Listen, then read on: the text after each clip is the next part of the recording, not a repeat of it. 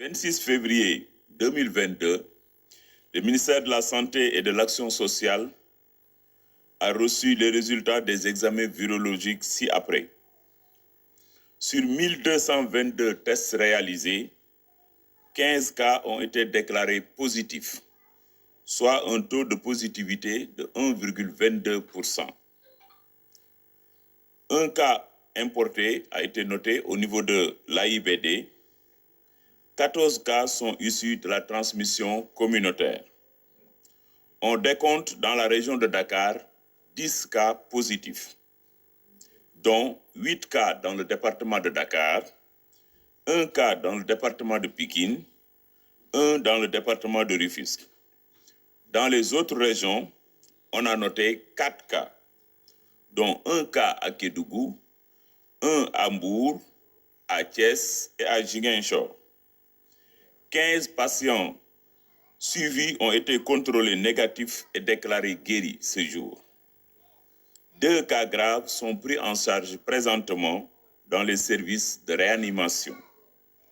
Aucun cas de décès n'a été enregistré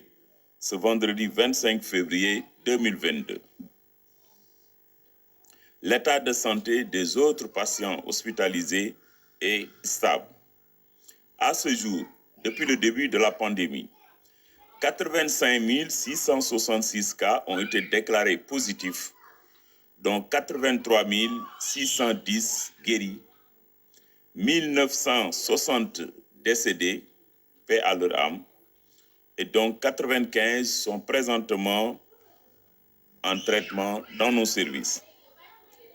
À ce jour, le nombre total de vaccinés est de 1 447 256. tey bésub gaawu ñaar fukki fan ak juróom benn ci weeru février atum 2022 bi ñu defee test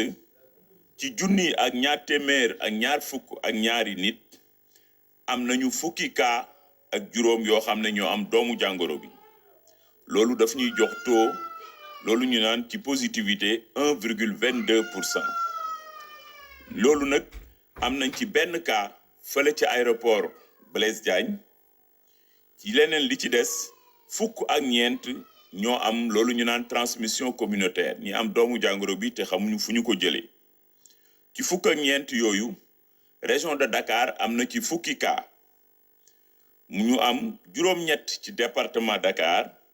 benn ci département Pikine benn ci département Rufisque ci yeneen région yi am nañu ñeenti cas benn ca Kédougou benn ci Mbour benn ci Thiès ak benn ca Ziguinchor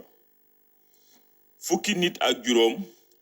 yoo xam ne saytu nañ leen wér nañu ba dellu nañu seeni kër ñaari cas lañ ci am yoo xam ne cas grave maanaam ñi ngi ci bërëbu fajukaay yi docteur yi di leen toppatoo ñu ñaan ñu wér ak jàmm démb ci bésu àjjuma bi yàlla dogal na amuñu kenn ku ñàkk bakkanam ci jàngoro ji